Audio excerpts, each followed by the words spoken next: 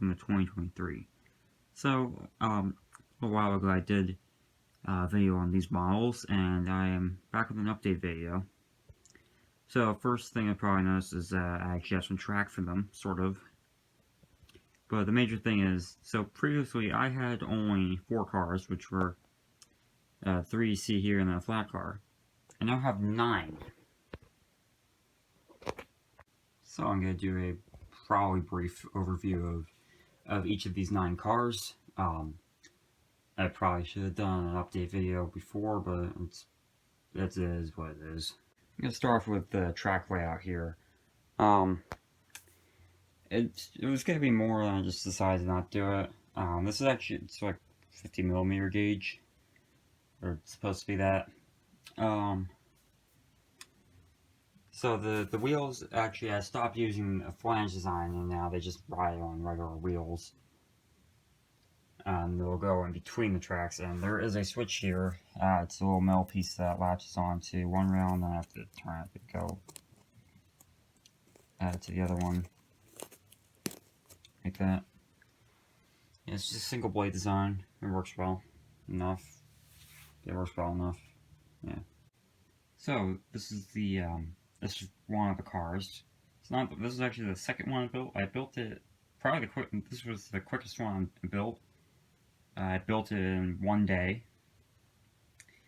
I have designated it as a PC 100 series car. Its real life basis is the MP54.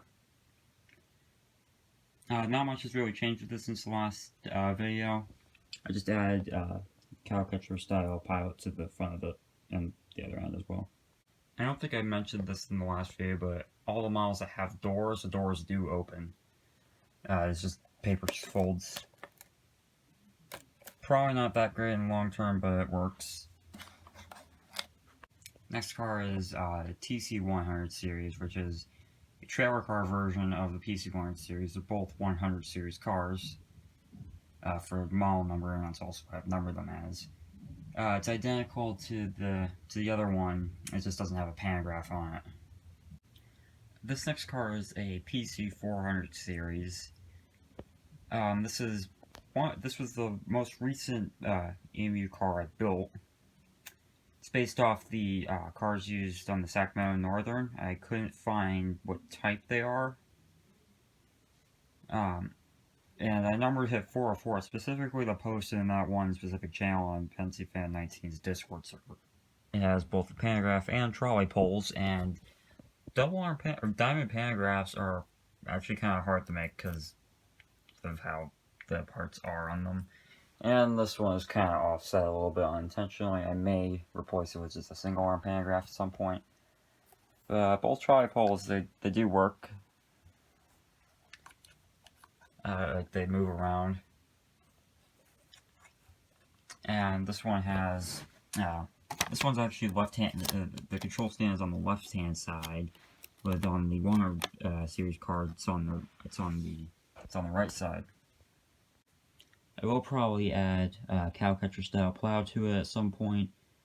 Another thing is that this is the first car that actually has a slightly curved front. The reason why the trolley pole looks like it's offset when it's in the resting position is because it is, so that it doesn't hit the headlight on the 100 series cars, because I'm not sure if a TC 400 series would exist. But I would have it towing a 100 series trailer car. Last passenger car I have is Rockford Valley Traction Company Barney car. This was the third car I built. I keep forgetting that I built the flat car. There is a minor inconsistency with it. The rail one, it only has a door on one side. The other one is it's open. I'm pretty sure that's the side you actually get in from. I know the door does open because there's that one. Next, this is the first one I built of this kind of stuff. It's based off of the RRVT steeple cab. The cab is with how the door is. Well, there's no door. It's kind of just to go through there, and there's a bench seat. It does have a detail somewhat detailed interior. The other ones do too, but it's really just a control stand. That's it. This is supposed to be a dual mode maintenance locomotive or a switcher. The long hood actually, in the original blueprint I made for it, is actually the long hood of an SW1500, and it has a single arm pantograph on the roof.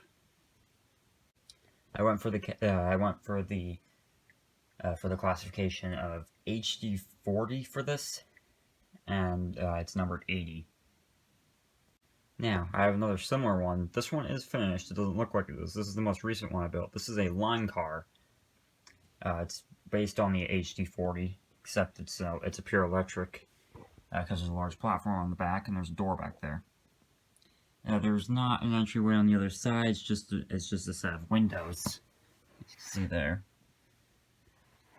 It has the classification of 8040 ML.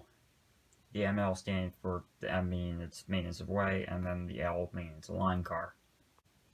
All the cars have class lights. This one only has the red marker lights on the end of it, because it's a maintenance car. The door opens, like all of them. And I kind of messed up the proportions of it a little bit with how the panels are. Because on the other one, you see the bits of cardboard on the side. It's reversed here, so it has the same kind of dimensions. It's just things look a bit farther. Things just look a little bit farther apart. I numbered this one 81 because, well, this one's numbered 80. Other than that, it's pretty much the same. It just has this little extra roof on the back over it. Now I'll move on to the small amount of regular rolling stock I have. This was the first freight car I built. It has changed a bit. I add sides to it. It's just a flat car. It's double axle. Yeah, it's not much to say about it. Next I have my two box cars. These are actually really fun to build. They're simple in design, but they look nice. I actually cut little grooves into the roofs of them. The doors open. Sometimes it is a little bit finicky because you kind of need both hands, but they do open. It just slides a piece of wire in there.